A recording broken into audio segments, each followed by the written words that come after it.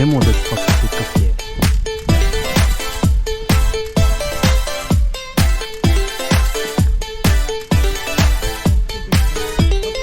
お疲れ様です。いましたここに。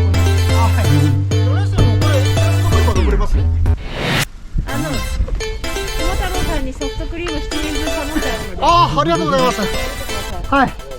追加で蜂蜜かけるまでかけずに自分でありがとうございます。お疲れー。4年生にはきつかったかな。来たよ。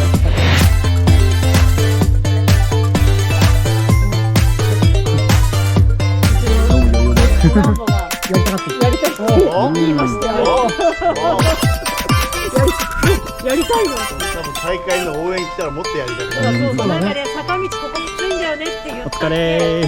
俺やりたいって言い始めて。きついって言ったらやる。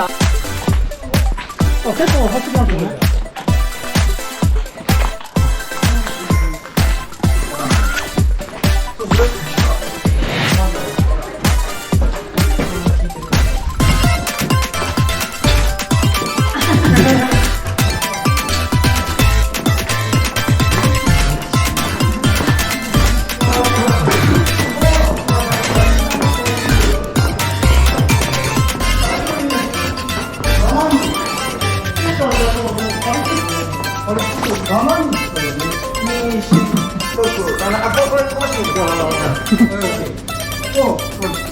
あれ